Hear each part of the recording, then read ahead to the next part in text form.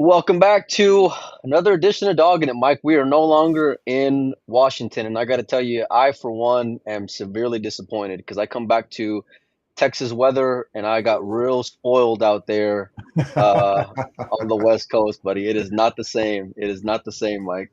Yeah, no, it was beautiful. We were both lucky enough to be out in Washington State for the Don Weir Memorial, and the weather was absolutely perfect out there. It's a beautiful part of the country. Um, so yeah, it's tough getting back home for sure. But we got home and we're safe and we're sound and we got a fun show in store for you guys. Some fun for some. I don't know if it'll be fun for all, but nevertheless, it's going to be a good time. So, Yeah, Mike, we got the president of the WPA, Ishaun Singh, coming on here shortly. I, for one, have been looking forward to this conversation, and thankfully they've been open to it. We had Shane Tyree on earlier on this month, or maybe it was last month. We had David Morris, a board member of the EPBF, come on a few weeks back as well. And this is just more along just continuing these conversations, Mike. So, yeah, no, it's there's and really since we talked about having Ishaun on, a lot has happened in the past week. I mean, yeah, just crazy stuff happened the past week with the Asian, the new Asian Federation that's the part of the WPA and making some rulings against Singapore players. We just found out that Polish players have been threatened, to not play in the Asian Open. So well, we'll I get don't know to if all threatens, that. yeah, I don't know if threatens the right word. They were basically told, they couldn't, I'd imagine there was repercussions if they're played in the Asian Open. And from my understanding is that all the Polish players have since withdrawn. So, It sounds like a uh, threat to me. as close to it I as mean, you can get. Yeah. It's I'm a kind of one of word those guy, and deals. Yeah. that's semantics there. Well, it's like my mom would tell me, yeah, you go ahead and do that. You go ahead and Yeah, yeah, yeah, yeah, and she yeah, would just give me the look, and I knew yeah. if I did Don't it, do it. yeah, Yeah, there yeah, were going to be repercussions. there was. But let's bring on the man of the hour, newly elected president of the WPA, Ishaun Singh. Ishaun, welcome. How are you? Hi guys. Yeah, thank you for having me on. I'm good in South Africa, but other than normal problems of our country, everything else seems fine. Uh, well, that's good. We're glad you're doing well. It's been a little while. Last time we saw you was out in Vegas, Rio, for the World 10 Ball Championship. There's been a lot of stuff going on over the last few months. Mike, you want to get us going, or Well, we can talk about a lot of things. I guess it's best to talk about the most timely things first. And the news that just broke is that Polish players have been informed by the Polish National Federation that they should not play in the Asian Open, which of course is a Matchroom event, not a WPA event. And according to at least one Polish player, um, you know, the reason is that the Asian Open was too close to the World 8-Ball Championships and they wouldn't have enough time to switch time zones. That's at least what one Polish player is telling me was the reason given to them. What what can you tell us about the EP or the Polish National Federation's decision? I imagine this goes through the EPBF and then to you. What do you know about what happened? Well, Mike, firstly, I think just to clarify, each federation, each national federation, they can make these kind of decisions on Of their course. own. Yeah. So this decision that you're referring to from the Polish Federation, which may be followed by a few other regions as well, was, to my knowledge, was based on the fact that players had to sign a contract, and there were points on that contract that were not befitting a promoter. It was items that usually a body like WPA or a federation would have put in. Items like if you do play in that event, in the contract, when you do play, you cannot play in any other 9-ball event without the permission of Matchroom. There's a clause to that effect. I don't have that in front of me right now, but that You're talking about Matchroom contracts. Matchroom contract to play in the Asian Open. Okay, but this is this is exactly the opposite. This is a federation telling a player they can't play. This is not Matchroom telling a player that they can't play. So, I think the point. Sorry, the point is that for people to go and play in that event, they would be signing a contract that, using Poland as an example, they can't allow their players to sign that kind of a contract with a company, because that company will then dictate which tournaments they can play in and which they can't. So for that purpose, they told the players that they cannot take part in that event only because of that contract that Matchroom needs signed.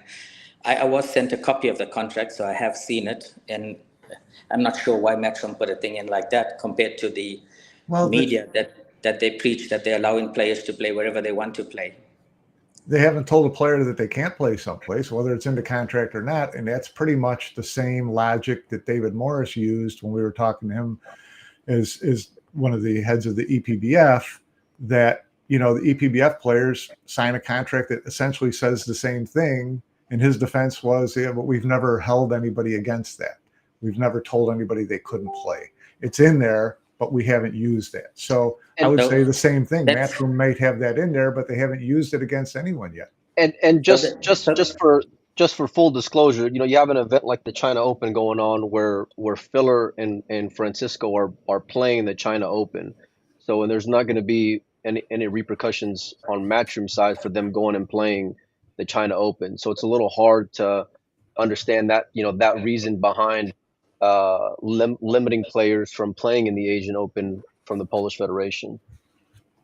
So that's why I said, I think let's get clarity. These kind of clauses actually exist and have existed in federations. We've had them. The last time that I was on here, we discussed a bit about it because it's in the WPA's constitutions and documents as well, our license agreements. So federations do have these clauses. You don't get companies putting these clauses in. And with the federation, there's further fine lines to it as to why they have it. It has a lot of merit. It exists in all sporting codes. So we can start that discussion as to merits of having it. But when a company has it, that's a different story. So the company has different objectives compared to the association that we belong to. So I still don't know why Matchroom put it in. We always had it. It exists. They are aware of it. We are actually going to be going into a General Assembly to discuss this point, because to date, we have not enforced it. I received questions from you asking about what are we going to do about this? How are we going to react to it? That's with Matchroom's activities and refusal to sanction their events with us. So that's, I know that's another topic, but just for clarity, they have every right and they should prevent their players from signing contracts with companies or with promoters that dictate which tournaments they can play in thereafter. That is, as I said, reserved for the job of associations and federations. But you're the ones exercising it, though, is what I'm having a hard time understanding. So you're upset because that language is in there. But from my understanding, language like that has always been in those types of contracts, going back years, Ishaun. So I'm still having a hard time understanding how you guys are, I guess, upset at the fact that it's in there, but because it's not one of your contracts, it's Matchroom contracts, that's the reason why you're now limiting players from playing in that event.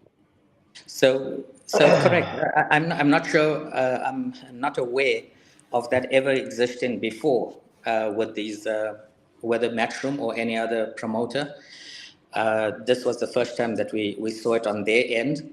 On our side, it existed for ages from the inception of the organization and the federation. However, in terms of understanding, like I said, the players playing in or Matchroom not enforcing it with the people playing in the China Open is not the reason that they chose not to do it. It's only about it existing in a contract that it should not exist. We have learned with many companies, and the WPA and its members at this point in time have learned about Matchroom and their contracts. We've had a long history with this company, a really good company in promoting the sport, history dating back, from what I've been told, over 20 years. And they recognized the WPA in all this time, always sanctioned their events with the WPA, knowing who is the authority for the sport. So only now things are changing for this year in 23, and we're starting to see a different, attitude, different behavior, even the launch of a new body. In a press statement, that statement relegated the WPA to an amateur status. So it's other people just putting names and words on who we are. But it didn't change anything. The WPA is still who they are from 1987. So our things that exist there, the ways we work with, which are all the federations come up, discussing structure. The WPA is in a way representative of every little federation down from a district level to possibly a provincial level, to a national level, continental level, up to the WPA. So we do represent everybody from that level. So when we talk, we are the ones here that's right on the top of the tree, making the statements, but it comes right from the bottom, right from the heart. So there's nothing different that we've had or doing right now. The fact that we didn't enforce our rules on Matchroom for this year so far was purely because of some legal implications that were taking place. For those who don't know, Matchroom's legal team, had basically threatened the WPA not to use the words World Nine Ball again, saying that they own it. So that posed challenges, and we were asked to stop our World Junior Championship and our World Women's Championship. So we had to engage lawyers and do all that to just protect ourselves and go on. So we're learning that we've got to be so careful what these companies put in documents. We have to protect our players. That's how we start off. We are the authority for the sport. And in many ways, we are the WPA to look after all aspects of the sport. Right, but even though there was that legal situation with Matchroom regarding the World Junior Nine Ball Championship, you guys still went ahead with the event, and nothing ever came of that lawsuit, at least to date, because the women's World Nine Ball went on, the World Junior Championship. So I understand the premise, but you guys are the ones at this point exercising, limiting those Polish players from competing. And you mentioned a whole lot there in the last few minutes, but I just want to ask you point blank, because I've been hearing a lot of this lately. Is there any kind of ban coming from players starting next month or in October, that if players are playing Matchroom events, they'll be banned for a year from WPA sanctioned events?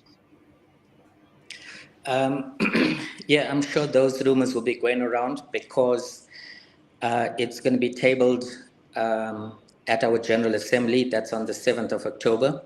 So that is an item that's going on, and we'll be able to answer you after that as to what for these kind of decisions, we take it to our General Assembly so that we get So that is on the table then, from what it sounds like. Ishaun, are you there? Well, Mike, that didn't last too long. Before it seems like every time we get WPA on, internet seems to be a bit of an issue. Mike, you want to message Ishaun and just see if we can get him to refresh the screen? We got lots to go and discuss, a lot of things that were kind of asked directly, and then kind of went round and around here. But I want to. There's a lot of soft shoe going on. I wanna circle back to a few of these topics and kind of start back with the ACBS and the Asian Federation Well, I suspending mean, go Singapore ahead. players. No, go ahead, Mike. No, it's without getting too far off this conversation about, he did mention earlier, and I want to get some clarification on it, that other European federations are going to follow suit of the Polish Federation. I'm Well, just curious. he did mention that specifically. He said it was just the Polish Federation, but he hinted at the fact that others were considering the same thing, Mike. Right. Hold on. Let me see if I can get Ishaun back on here. We're gonna try to get him to refresh you guys, so just stand by. This has been an interesting first 15 minutes of this conversation. It seemed who's ever footing the bill for Shane Tyree and Ishaun's internet seem to be on the same line, Mike. Yeah, no, yeah, they know when to duck. No, it's just if I want to see this Matchroom contract that says that it's starting to, that it can exercise leverage against players, and the WPA is acting like, we have the same language, but it's different for us because we're not a private company. We're the federation looking out for everyone's best Pretty interesting. well-being. That's an interesting, angle to take on it. Of all the stances to take, Mike, that's the one you want to take, right? Well, they're not us. I'm curious. The Polish Federation is the first one to come out with this. I'm just curious how much of this came from Matchroom waltzing into Poland and holding the world championship in their backyard. But the World Championship is still a WPA sanctioned event. WPA sanctioned, but I don't know how much they partnered with the Polish Federation for the event, or whether they basically just kind of breezed in, did their own event, and then paid the sanction fee to the WPA. So is this retribution for that? Is it, it just seems like there's a lot of that the line is getting drawn in the sand at this point. And it's, it sounds like it's more the WPA than Matchroom. If Matchroom put this in their contract, fine, but Matchroom to this point hasn't invoked any bans on players playing from anywhere. And Emily has said numerous times they're not going to stop anybody from playing in any event they want to play in. Let's bring back on Ishaun. You there, Ishaun? Can you hear us? Yeah. Sorry. Again, not sure what happened. I was talking. Spoke to myself. Oh, yeah, sorry about that. Well, sometimes it'd probably be better to talking to yourself than talking to us at this point. Yeah, especially given how the next 45 minutes are going to go. So a couple of things that we did want to discuss, going back to what you're talking about, is you mentioned other European federations may be following suit of the Polish Federation at this point and telling players they can't play in that. So, which raises two questions to me. Did I hear wrong that Polish players were told that it had anything to do with the World 8-Ball Championship? Because that seems to go in direct conflict with the discussion that we just had. And two, does any of this, I don't know how closely you talk to the Polish Federation, but is any of this fallout from Matchroom running the World Championship in Poland and not really using the Polish Federation much in producing the event? No, look, I wouldn't be able to answer that. I'm not aware. I don't deal with the national federations directly, not in these instances. So they would go via the EPBF. Our member is the EPBF. However, I was at the the World Championships that Matchroom held, and the Polish Federation's involvement in that event was, I would say, sizable. So I don't think there was any. I don't think that has anything to do with it. I'm certain that if this contract, it's a new contract that Matchroom put out, in my opinion, with those clauses in it. If they continued doing their events the way they were doing, nothing was going to happen at this stage. So, to my knowledge, I received this contract from a few federations. I won't mention the names now, but who said they can't allow their players to sign this because those players could be told tomorrow where they can play and where they can't play.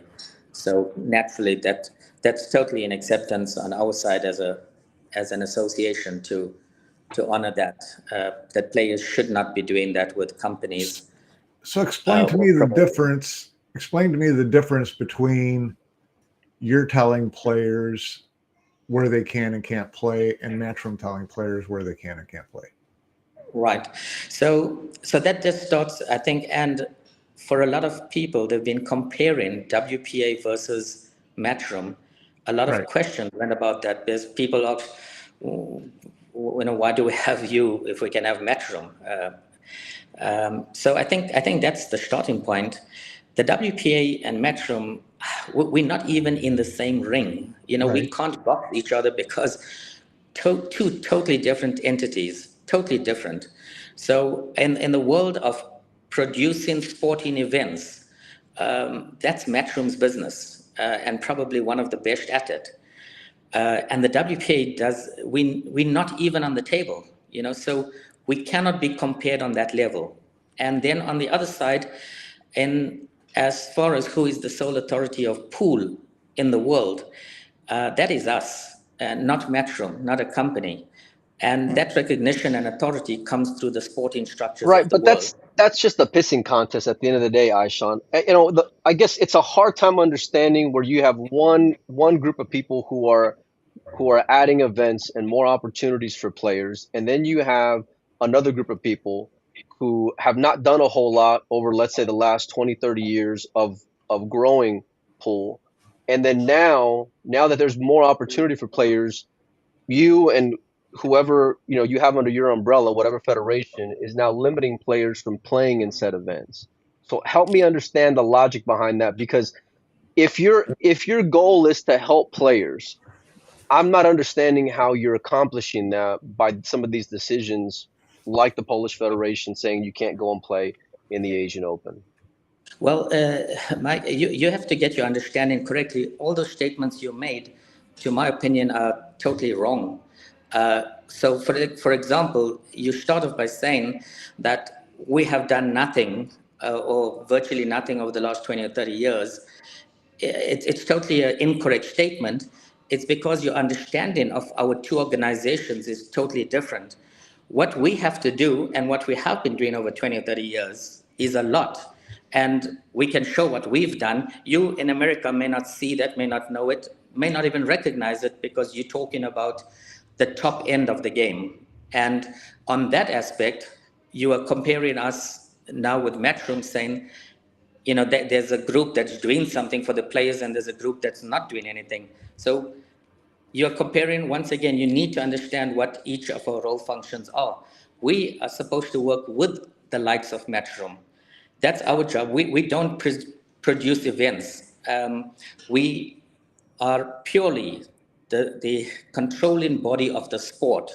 It's an organization that has been recognized. You need to understand, Matchroom acknowledged us, our existence, and recognized us for over 20 years. So all Matchroom's success is part of our success. When our members succeed in developing thousands of juniors over the years, we are the tree on the top. We make the statement, so we take credit for it. When it goes wrong, we get nailed for it. But we are the structure. I'm just the voice at the top today answering you. So let's compare or question the right things that we want to question. If we have to show you what our structure has done for the sport of pool, we are very successful. Because you're not looking at us the way we are structured.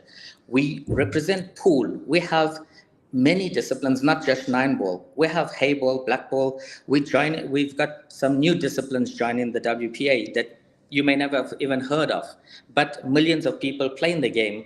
So that's our job. That's our role function for the sport of pool. We are controlling it, guiding it, putting the rules in place, and leading the structures, which those same structures have produced over the years. What David tried to say from the European point of view, some of the top players today were junior champions not too long ago, coming through the structures that the WPA has. So So then it would be a fair statement to like when Matchroom responded in their email, regarding you guys as in charge of the amateur game. Then, I mean, if that's the leg you're standing on, saying that we've created these structures in place for junior players to develop, whether it's in Europe or whatever other continent you want to talk about, that's fine. But then don't be offended on the amateur label that you guys have been kind of dubbed, via the email. Then you can't have one so without the other. you can have your opinion on that, whether we are an amateur or not. The players playing the game will probably have their opinion on who's an amateur or not. We, unlike the other codes that Matchroom is involved in, they code darts at snooker largely in their references. We do know there are separate organizations for those disciplines. I'm not so sure about the darts one, but certainly for snooker, I have a bit of a background on that. A separate professional and amateur sections. But in terms of pool, the WPA has been the only body covering everything in pool. And you don't seem to understand that Matchroom, from day one, didn't promote an event until they came and sought the sanctioning of the WPA and recognized Okay. the WPA. Okay. Let's stop there for a second. So obviously there's a rift between WPA and Matchroom. So help me understand something, because how I understand the agreement from Matchroom and the WPA, the Matchroom guaranteed the WPA a total prize fund each year with a percentage increase plus paying sanctioning fees for players to the WPA in exchange for recognition of the rankings. So if that was the deal in place from Matchroom's side, why wouldn't the WPA take that deal if you were guaranteed an increase every year plus sanctioning fees being paid by Matchroom?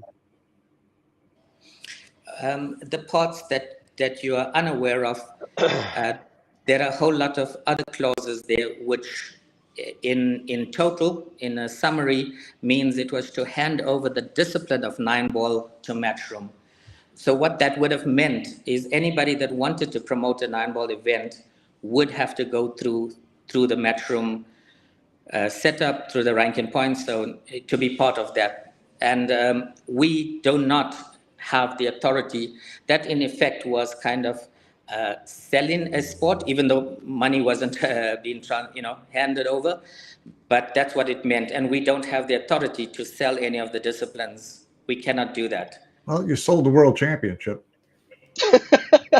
We have the right. Yeah, we have the right. We have the right to allow promoters to run the tournaments, and we've been doing that with Matchroom from a long time ago.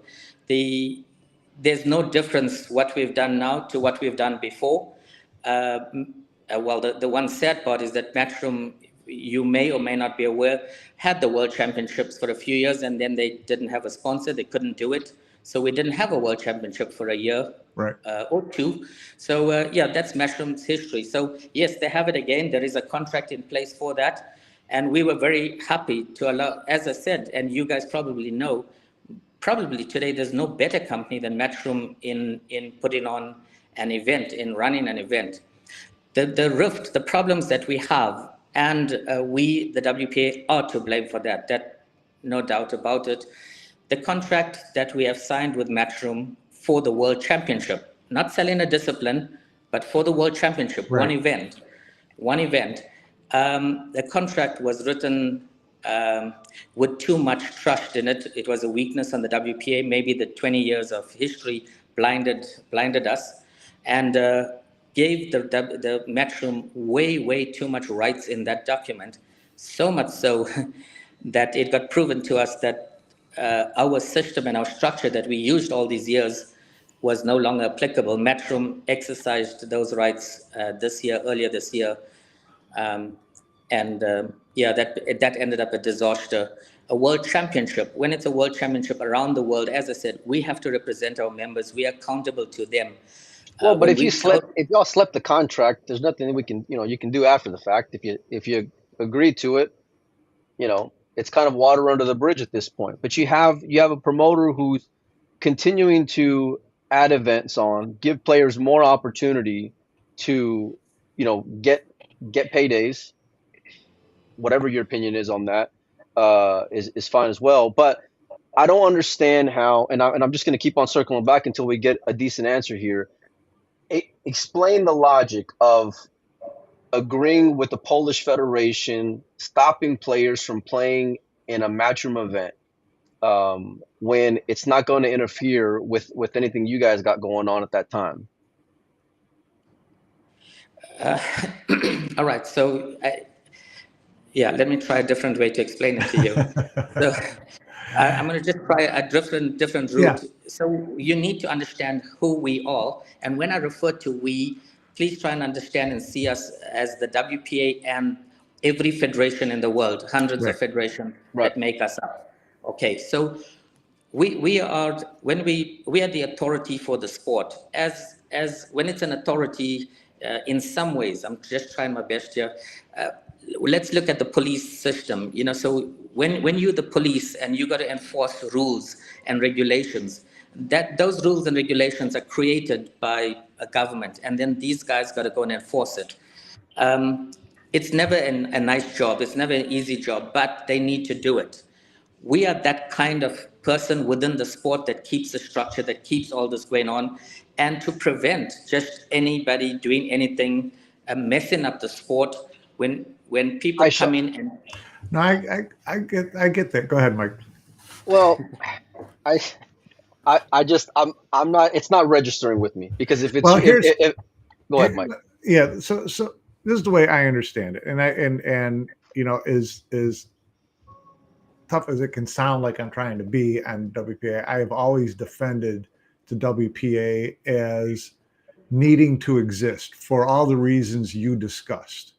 Okay, Ishaun, which is gathering federations together, working with governments, getting funding in to develop junior players, all that kind of stuff, and organizing, getting players to world championships to make it more representative. All those kind of things I understand.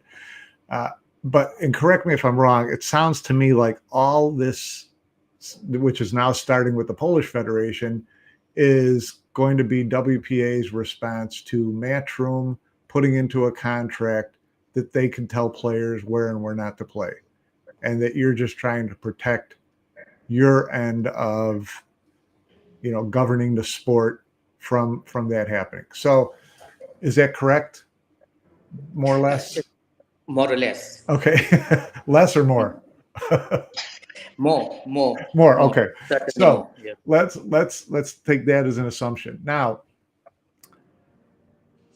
at that level of the game, what would prevent players from saying, you know what, I'm just going to go ahead. If Matchroom is going to be this top pro level end of 9-ball, and I feel like there's enough opportunity there, I no longer care about my federation's involvement in my future. So I'm just going to sign the Matchroom contract. And the Polish Federation is going to tell me I can't play in the China Open, and I can't play in Qatar, and I can't play here, and I can't. But I'm going to be my own boss from this point on. They may not be able to play in the World 9-ball championships also because those Well, at that point, if all the players said, we're just going to, I'm a professional at this level, this is the way I want to treat my life, my own decisions, I don't care about my federation, then I would think Matchroom would eventually just drop the WPA sanctioning of the World Championship. well, but that's got to be written in the right? correct me if I'm wrong, but I'm assuming that's a part of the language in that contract that even though Matchroom has the World 9-ball, that the WPA will continue. They could just call it their own World 9-ball champion and not call it the WPA championship anymore. It's not so. But that's what I'm saying. Do you understand where I'm going with that, Ishaun? Yeah. Is at what point do players, who's making the players make this decision at this point? You or Matchroom? So we have been forced into this position, and just for everybody to remember, it all stems from the figure that people seem to have dreaded, this 2.5% sanctioning fee and what it brought. So Matchroom's refusal from this year onwards to do that is what brought us to where we are. Right. So now that we are here, this year, Matchroom's one of their emails to us was when they said they will not sanction any further, they also left, let's call it a door open by saying they will review the situation at the end of the year. So on our side, we decided to wait with the hope that the review would be to just to unite us all again, to get the fee. As we know, Matchroom is a business, and we always said to them, it's not coming out of their pocket, so it can't be a business decision. They take it out of the paycheck of the players. Take it off the players. That wasn't an issue. It's a problem. That's a problem to start with, but okay. Yeah, but anyway, it's how Matchroom handled it all along before, Yeah. So we were at that stage. However, we are quite aware now, after learning of the new world bodies that they have created, and referring to as an amateur status, and we see where they've taken, and they've changed all these goalposts and seen us differently now. We don't think that they're going to come back with anything, which is why, and as you know, for everything now we have to get legal advice on things. But so we're in a position now to continue with our federation, following our rules and regulations that we have.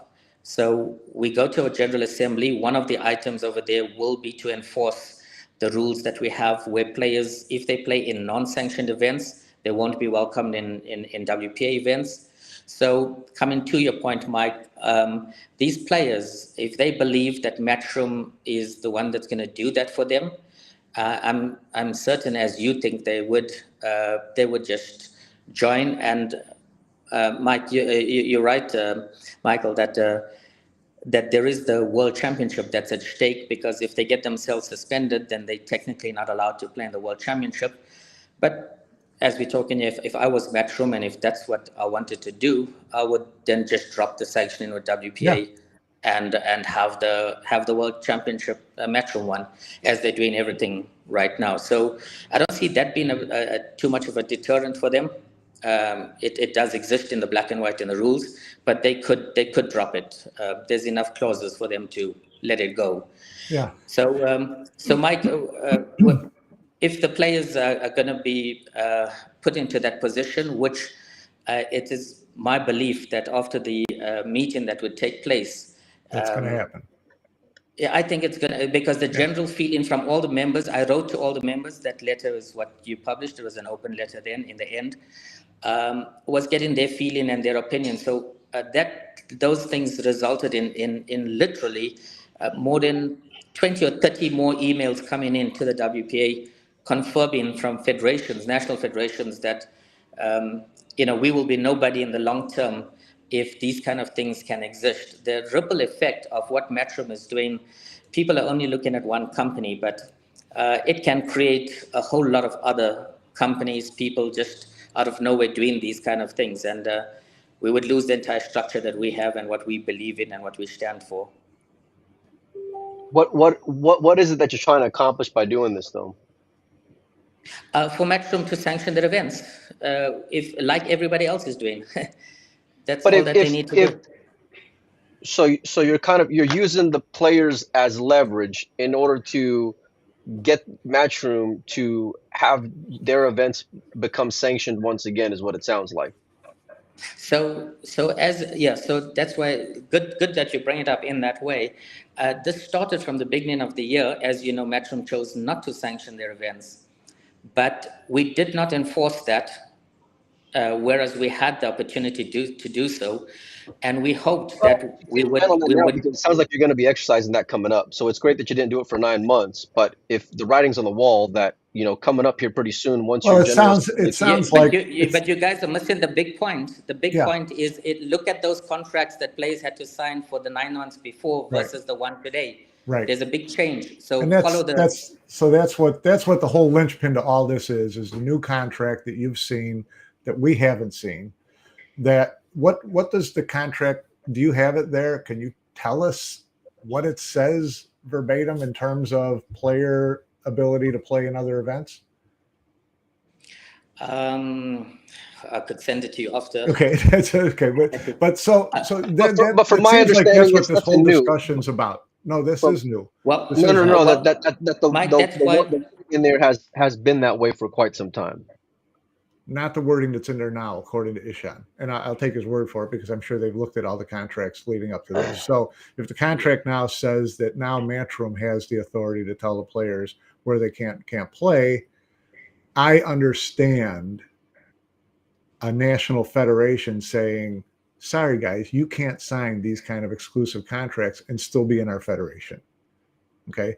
That makes sense to me. I can understand that.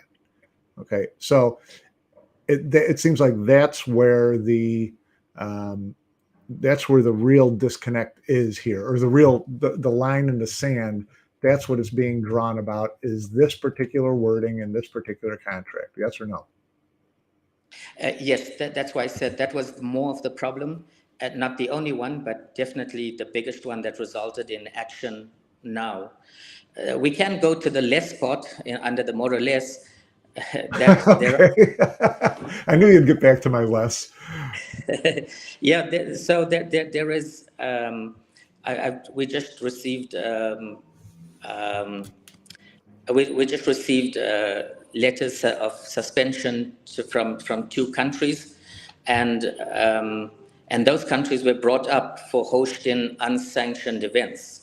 So those countries now resulted in them getting suspended because they hosted a non-sanctioned event or about to host events that's non-sanctioned. This has already happened. Yeah, yes, that has just in the next few days, I think it'll break out. So now the WPA is going to sanction federation countries that have a non-sanctioned event. Right. So that's why I said under the less part, these kind of things now will also continue because the members are obligated within the governments to follow these rules that we have, and that is the law on our side. From a sporting perspective, that's the law we have to follow. So countries will be facing these kind of things if they support non-sanctioned events. So just something to keep note of. So did the Polish Federation get fined? For? Oh, no, that's right. The World Championship was WPA sanctioned. So what countries have been tabbed for doing this? Right now, the 2 countries are Singapore and Thailand. Singapore and Vietnam. Sorry. Singapore and Vietnam. So, and these are upcoming events. So now what we can kind of expect going forward is that, the Polish Federation told players they had to pull out of the Asian Open. I imagine that this is going to be the case going forward for any Matchroom event in any country that that allows a Matchroom event. Yeah, in terms of our rules, we don't specify Matchroom. We just talk about unsanctioned. Okay, well, it could be anyone. So Matchroom events going forward, Matchroom is expected to, they've got a contract for an event in Fulda, Germany again next year. So the German Federation would get sanctioned and suspended if that event goes on, correct? I think it depends on whether they are running it or they're involved in it. I think there's more to that too. But in terms of membership, yes, members, our players are members of our members. And now we're talking about, we just discussed the players that's been told not to play here, there, and everywhere. And the similar will happen to countries who also do the same, take part in non-sanctioned events. Okay. All right. At that point, you're starting to lose me a little bit, Ishaun, as far as logic and fairness go. Because if say, I'm just using Poland because that's on the agenda. That's a big topic today. So 5 Polish players decide they don't really care about the Polish Federation anymore, and they're going to play in Matchroom events. Okay. And 10 Polish players say they're going to stick with the Federation. So what happens next year if Matchroom runs an event, non-sanctioned event in Poland, and those 5 players who are freelancers at this point play in that event and the other 10 don't? Does the Polish Federation still get sanctioned? I wouldn't think so. Not for that. Okay, so it seems like it's it's getting a little bit fuzzy So here over how you're going to start, fining and sanctioning and suspending national so federations So for any event that the happens in the their the backyard. the, the, the Spanish Open had support from the Spanish Federation. So would it be fair to say that they would then have suspensions in place if they went along with that event next year? yeah, that's a better understanding of it. If they do the same next year, then Thank you. yes, they would. Yes, yes, Thank you, Mike. yes. Okay. Not too complicated. So a federation is complicit in helping a non-sanctioned event in their country, they're going to get smacked on the wrist. That's correct. Okay. Mm. Mm. Wow. So this, I mean, next year is going to be really interesting, obviously, because this is the line that's being drawn in the sand that we've all been kind of talking about and dancing around for the last 6-8 months. Well, since last December, when Barry Hearn made his announcement of Matchroom not sanctioning events with WPA. So, how does this get solved, Ishaun? Yeah. So currently, as we stand, if no other rules change, we are governed by very standard document. It's on the website, been there forever. We need Matchroom to sanction their events with us. That's really what we need. We have no other, no Okay. other long story. We're not asking for anything different. So So if they're nothing's changed. if And they offer to pay the sanctioning fees for the players and have you guys sanction the events, is that the only issue then? Then you guys will put your rubber stamp on it, say it's a WPA sanctioned event. You take your money from every event, and then you wouldn't go and threaten the players that are playing in matchroom events. Then at that point, yes, maybe you can have the money. Yeah. Look, look, I got my daughter shaking me down like the WPA here, asking, asking so, go ahead, God, Ishaun. yeah. Yep. Well, the fee is one part of sanctioning.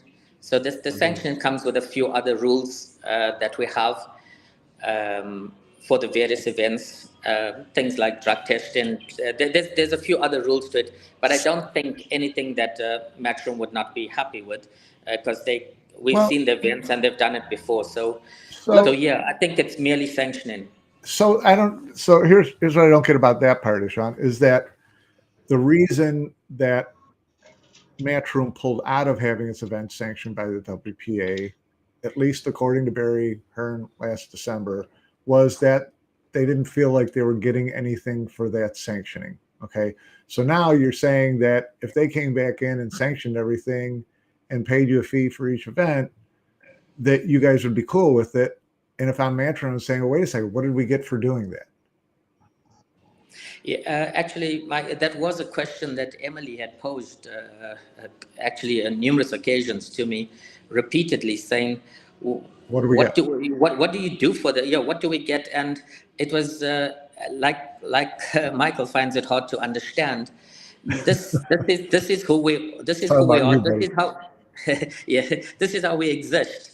Right. And so we don't have any other funding from any other source or anything for us to do what we do around the world uh, in our sport. This is the financial model that keeps us around and keeps us Right. alive, and Right. everyone respects that. Matchroom respected it for 20 years, acknowledged it. To me, they've just learned a lot now and maybe realized, okay, now they want to question, what do you But do? But after 20 years of doing this, it's silly. You use Yeah. somebody, you grow with you, and now to, now ask why do I pay you this money? I mean, Yeah. because it's not about because you pay us, then we do drug testing. It's not. We do the drug testing because we need to exist in the IOC structure. We get told from the big boys there, you need to produce 50 tests or 100 tests a year, and this is what you got to do to keep your sport alive in there. So it's all a compliance issue, and that's really what we do. So yes, the sanctioned events with us, the fee is the one item. As I said, there are other things to sanction, but I don't think that's a concern for Matchroom. They've abided by the rules and regulations all these, and they seem to be doing the similar setup now. So But For there's their there, events would be totally supported if it Yeah. was just sanctioned. Yes. the sport doesn't grow without players though.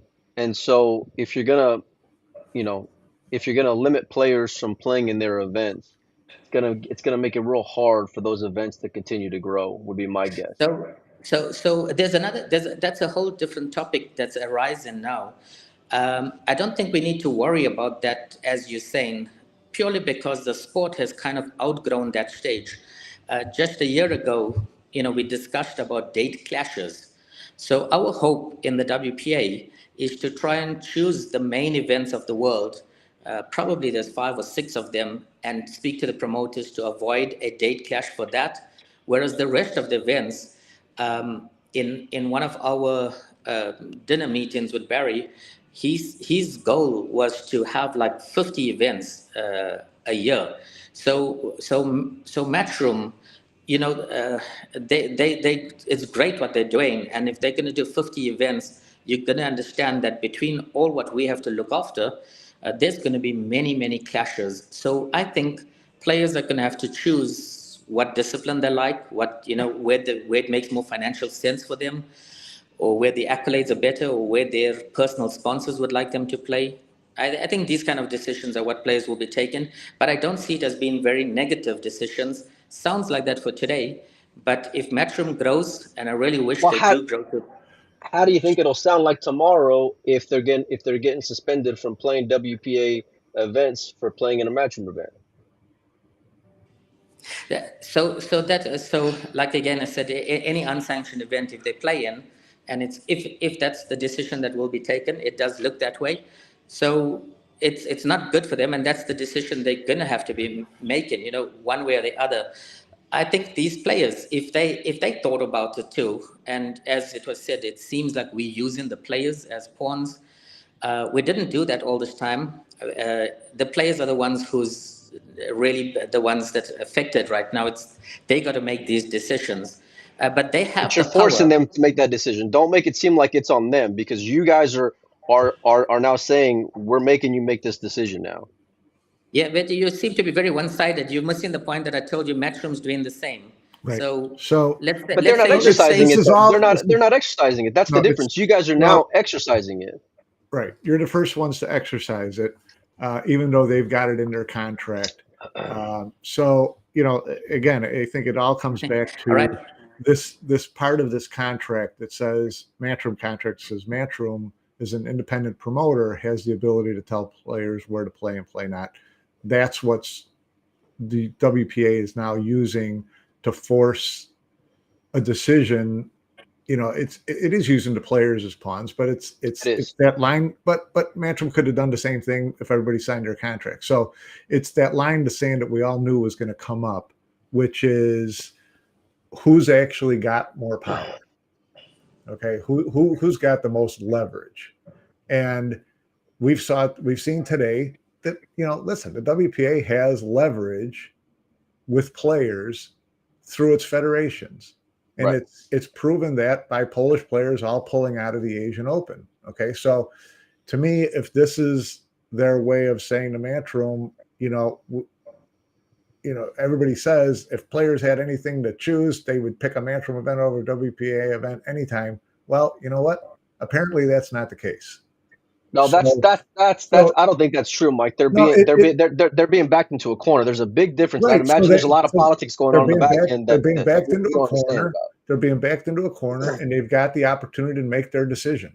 Okay, I'm going to be a Matchroom player. I'm going to be a WPA player. I'm going to stay with my federation. I'm not going to stay with my federation. Okay, they've got that decision to make today. So far today, Polish players have all made a decision that the federation is more important to them right now than a Matchroom event. So all I'm saying is that we've gotten to that point now where the line is in the sand. And to me, Ishaun, that spells out locking Matchroom and the WPA into a room and getting language together that you can I both got a live with. room you guys can come into. How about this room? Well, I mean, How about we get you, Ishaun, and we'll get Emily on, and we can have a nice open discussion here. No, it's got to go way beyond that. You're going to have to get into. I mean, it's all a language issue at this point, isn't it, Ishaun? It's about who can tell players what to do and what not to do, and who's controlling, you know, who can run events where and who can't run events where. I know that in the end, you know, you're not saying only one of us can exist. It's how do we get each other to coexist? Yes. So, Mike, as you pointed out, we've said it before, and we'll continue saying it. While we have many good promoters and the standard of tournaments are really improving, but Matchroom is really good at what they do. I would hate to lose them, especially when Barry says he wants to do 50 events a year. That can only be great for the sport. So nobody wants to lose that. Now, how do we get together? Whether the room is here on this platform or anyway, the WPA is open because we've now become an open book as to what we want and why we want it. We still can't comprehend. On our side, as you may be struggling to comprehend how the WPA exists with its structures, we cannot comprehend why a company wouldn't just sanction the event to avoid all this absolute nonsense that's going on. It's the simplest thing to do.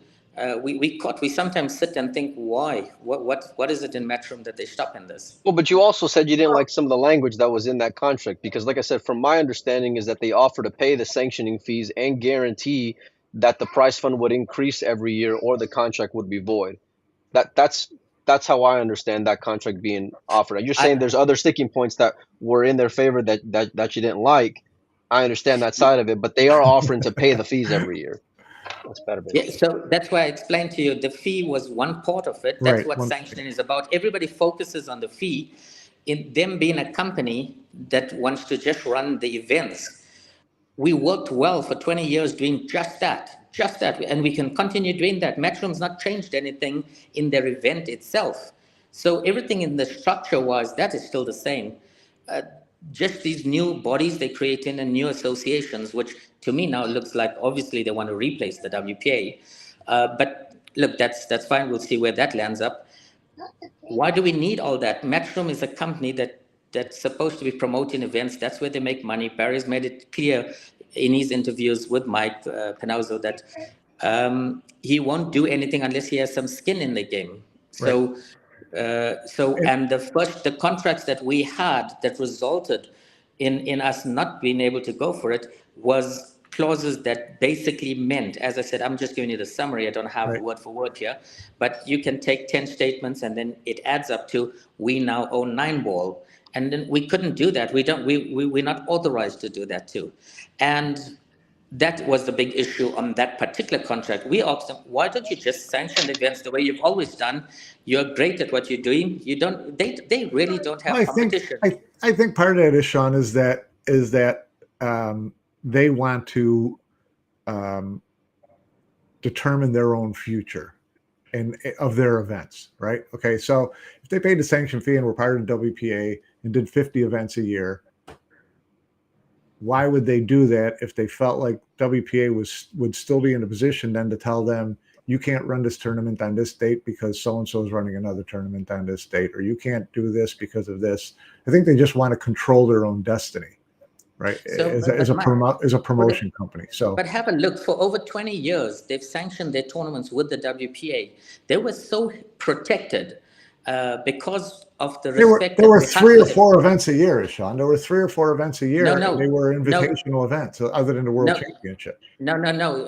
Hear me out. When I'm saying, I'm not talking about dates. Dates is now a thing of the past. Not even Matchroom is worried about dates anymore. What I'm talking about protecting, they sanctioned events with the WPA, the World Cup of Pool, you know, as an event. Right. These events. We had other people that wanted to do similar events. We stopped them, saying that we've given the rights to Matchroom. And those people respected us stopping them. They didn't go on and just burst through as a company and create an opposition. So that was the kind of protection sanctioning gives. Tomorrow, if somebody wants to come in let's call it in tomorrow, meaning in the future years, WPA could sanction someone else to do a World Cup of Pool. Because we've been sanctioning these events. Like the World Team Championship last year?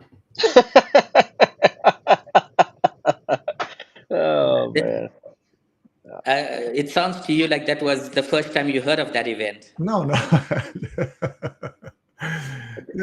The World Team Championship last year was a spin-off of the World Cup of Pool, right? No, not at all.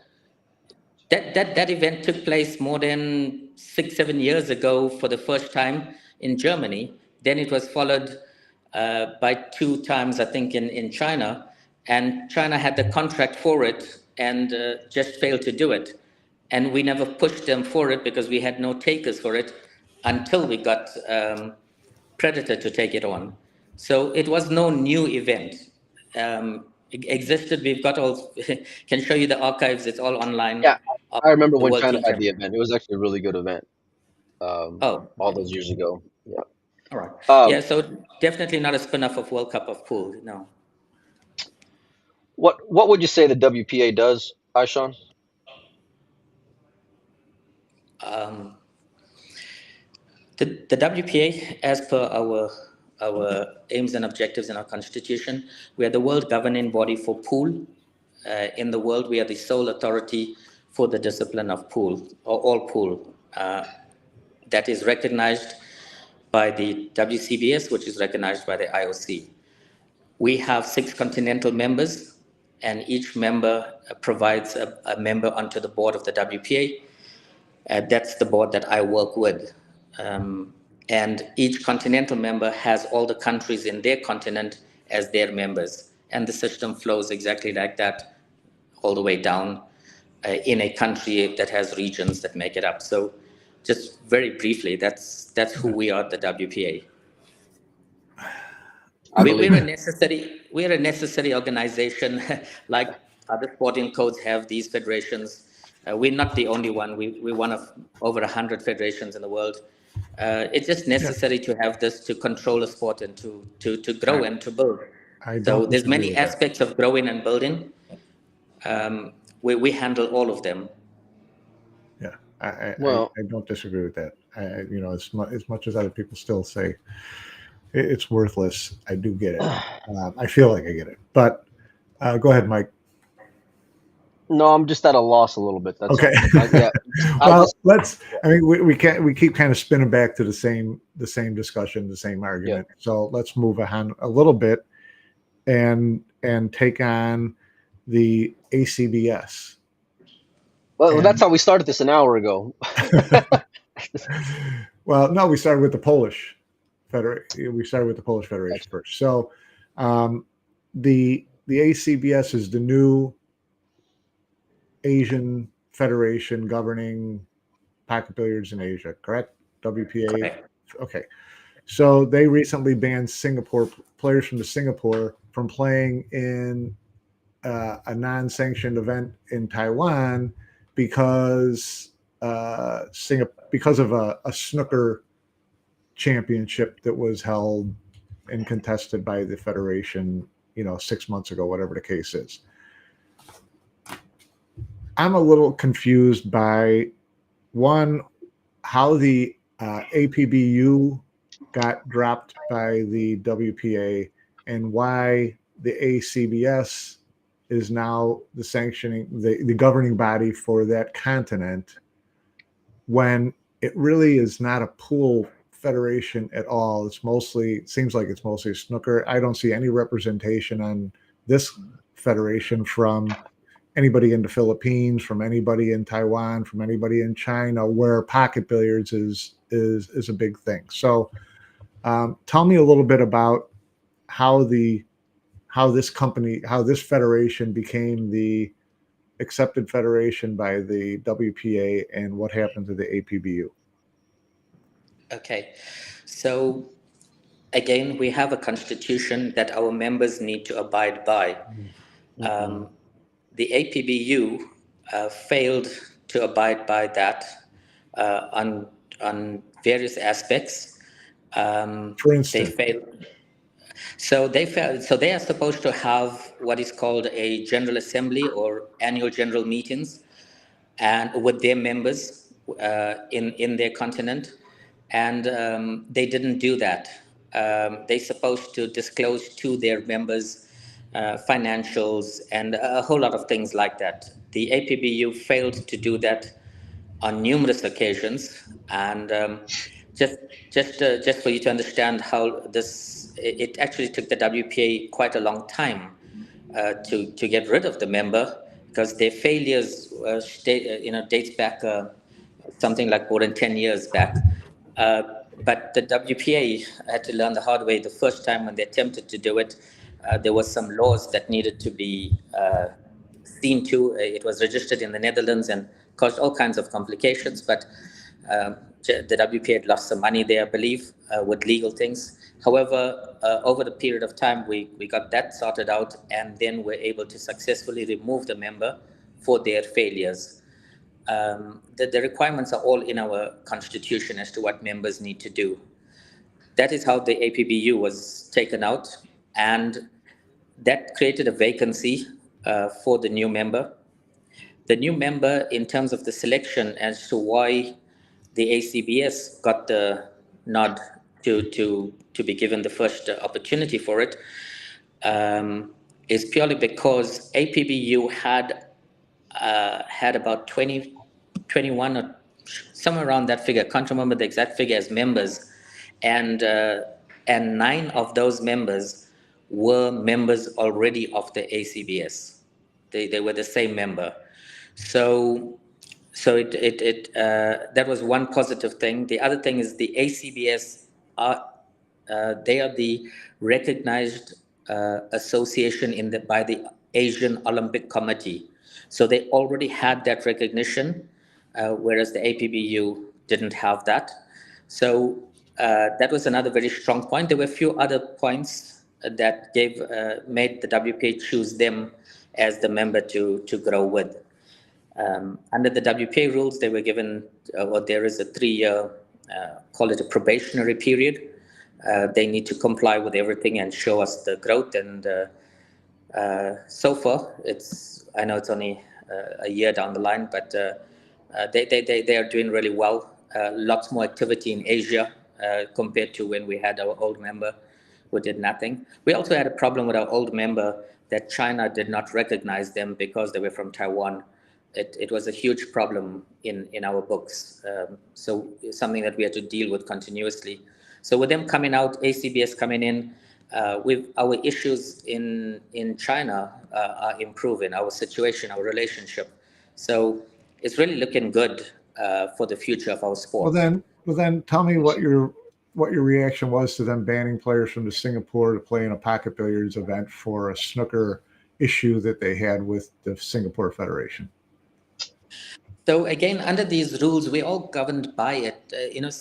One just for better understanding, the pool fraternity was really disappointed when we had to uphold a ban on Kim Ga-young. Yeah.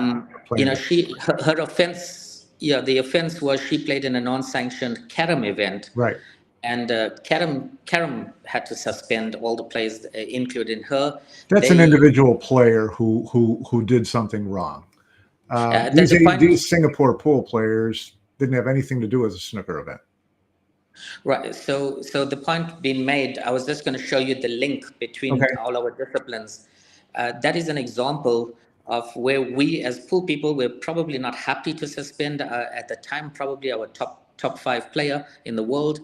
But following the rules that we are governed by, we were forced to suspend her as well. So in the same fashion, offenses in either pool, snooker, or carom can result in suspension of the member for all the disciplines. So the Singapore people having a non-sanctioned snooker event, they were given, there's always a process that it follows. So there would be some sort of letters that were sent or information that was sent. That was a snooker matter, so I'm not aware of the fine details, but I know what I would have to do if it was a pool requirement. Ask the federation to answer the charges that they're facing and things like that, and in the end make a decision. So whatever the decision that's made, if it was a pool matter, I would then pass it over to snooker and carom so that they enforce it all round. And that's the process that would have taken place for Singapore So although it was a snooker problem, it affects them in all cue sport. Yeah. Okay.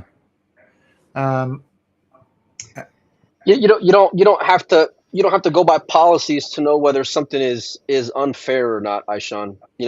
Common sense isn't something that needs to be written by federations, right? Your responsibility should be to them first and foremost. You sanction the ACBS, from my understanding, and by allowing them to do that, it just sets a terrible precedent. The players aren't going to have any faith in you to have their back at all by allowing something like this to happen. It had nothing. It had nothing to do with those Singapore pool players who were affected by it. Right. I understand your feeling when you look at it right now, but and it's one of our issues with America, USA itself, because you're one of the, let's call it, the few regions or countries that do not have a structure like the ones that we have. So players, just to let you know how our sport begins at the lowest possible level, it's a group of players that get together to form a club, and they put a leader in the club. These clubs get together, these leaders of clubs that form a district federation or association, and leaders from one go to the other. So all I would like to tell you, and as in my last visit here, we all come from, starting off one day as being a player in a club before we reach the stages that we are. So players have a very important role to play. They are responsible for a lot of what does go down. So players belonging to federations, they do have a lot of rights, So it doesn't sound good when this happens. We watch it in Olympics. We're watching it with the war. Many decisions take place that let's say we don't like the decisions, but it is the rules that has been created that works for the world. So by far and large, we don't talk about the great successes. We pinpoint the few that sound, skeptical. And I don't blame that from happening. There has been instances where federations were wrong in what they've done, like the police, they, let's call it, only human or whatever the motives may be. So I'm certainly not saying all the federations are right in what they do, but there is a process in place that 90%, 99% of the time, the right verdicts are reached. So, we can't ignore the system that's working for the sport. Okay. Well, I guess we'll just have to accept that answer then.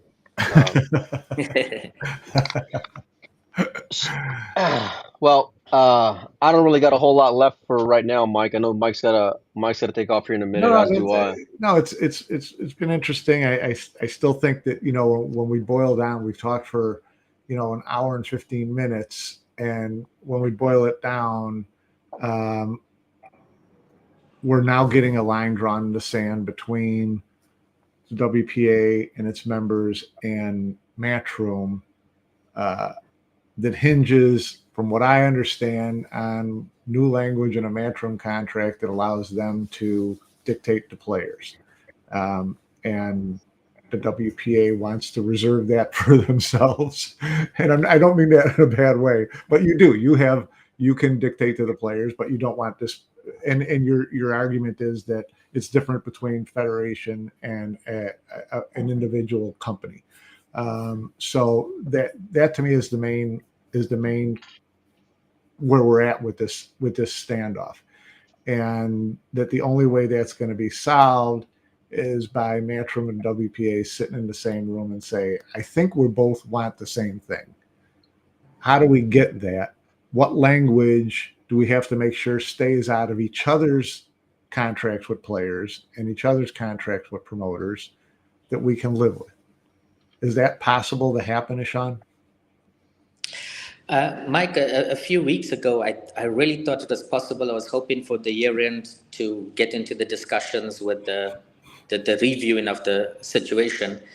But today, I'm not so sure. Matchroom has since made lots of new ground in, what I'm considering unprecedented moves.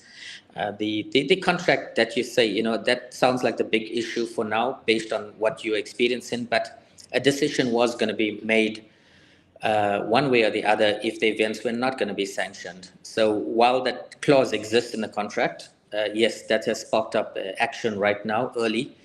But Okay. we were certainly heading for drawing that sand if they were not going to sanction events. So it seems to me that Matchroom probably made up the mind not to sanction with the WPA and go and probably create their own WPA from what we've heard. What? Okay. So I'm just want to cut him real quick. When in October is your meeting, and what would we expect to, what will come out of Are we allowed to attend? So, yeah, our General Assembly is for our members. We have all of them. So that's on the 7th of October. It's taking place in Qatar.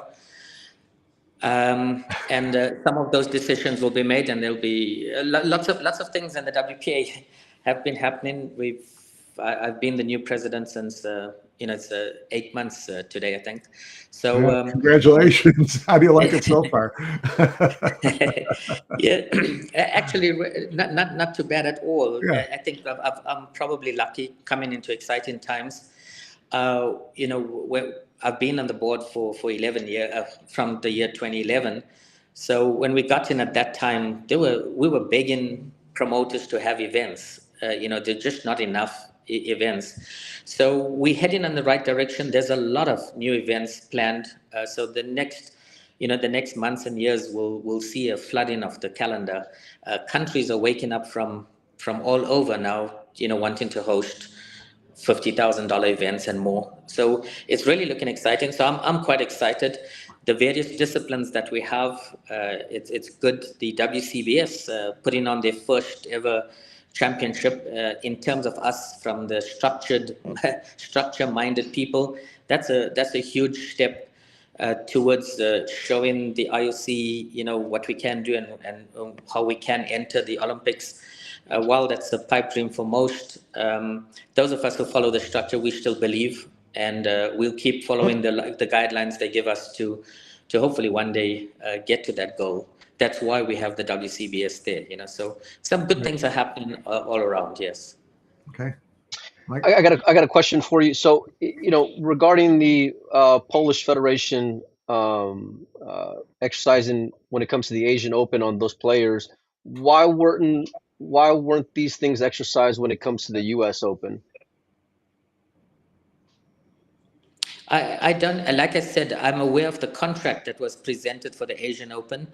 We will only know as we wait and see which other events request, has that contract or those kind of wording. But as it comes up, that certainly will be enforced then. And so just so that we're clear, any federation who's working with Matchroom on any of their events, their players are gonna have suspensions and sanctioning going forward, is what it sounds like then. I'm very, yeah, like I said, the decision still has to be made, but from the general feeling, I know people could come to a meeting and change the mind, but the general feeling, general consensus is that we must enforce our rules. And if we have to enforce our rules, then yes, anybody involved in unsanctioned events will face suspensions or exclusions. Yeah. Well, the BCA is not. Is the BCA directly involved in the U.S. Open? I don't think so, right? No. Not to my knowledge, no. Okay. No. Well, the invitation to come on with Emily still stands if you guys decide to. We will gladly open our doors and have an open meeting on here. It's unfortunate, and that's being mild. It's not a good day for the players, and it's not a good day for the sport hearing things like this. So hopefully things turn around and you guys can come to some kind of agreement, and more importantly, just meet at some point in the future, because this is going to go nowhere fast with the way things are heading right now. So yeah, I do think it's a difference of opinions. It is. It sounds like it's not a good day for the players, but sometimes you need a pause to move really fast forward. So maybe in 2 years from now, 3 years from now, we might be sitting and saying, well, maybe for some reasons it was good that today took place. So yeah, but then I'm still optimistic. Yeah. why would anybody have any faith in the WPA and being able to execute that though? What Because like we are already because the WPA sanctions events, and there's a lot of people coming to the WPA to sanction their events. David was given figures of tournaments that's taken place, and it's just growing. I have quite a few meetings. I'm traveling a lot, going and signing contracts with various people to have tournaments. So it's looking good. Why would you not be? Why would players be upset when there's more events that's been offered compared to before? So we people still need the WPA. We're not doing the events, Well, what but people are David coming just to said the. last week was that all these events are causing more travel expenses and players aren't earning a living. So we could have that same discussion when it comes to the WPA events coming up as well. I'd imagine. I don't know. I, I, I I don't want to. We'll just leave it at that for now. I'm hoping we'll be able to continue this conversation at some point in the near future. I'm sure lots more are going to come on. We do have Carl Boyce was real active in the chat. We do have Carl scheduled for Monday to come on the show, so we are looking forward to that. I'd imagine we'll probably get Emily on to come on in the next couple of weeks as well, leading into the U.S. Open. Ishaun, I appreciate your time. I know it's not easy. Lord knows I'm difficult to deal with, and Mike's a bit of a cupcake over here, so he's a little bit softer to chew on. But we appreciate you coming on and sitting in the hot seat for a little bit. I'm glad I could be of assistance. Yeah, no, I appreciate your explanations. There's still a lot of questions a lot of people have, and we'll keep addressing this as we move forward because more things pop up. We could talk for another hour. I'd love to talk At more least, about the U.S. Open, what's going to happen to U.S. players that play in the U.S. Open. Is the BCA going to have to sanction them? All these kind of things. We're gonna have to look into all that. But we'll do this again soon, Ishaun. And thanks very much for taking the time and absorbing the blows. if I invite you back on, are you going to answer my email? Be honest with me. So I always respond. Always respond. Maybe a little bit slow from being so far away, but always respond. Yeah, you're Hey, a good listen, sport. you are. We appreciate you for coming on. We will be talking soon, and thanks everybody for tuning in. We'll be back with more reaction soon.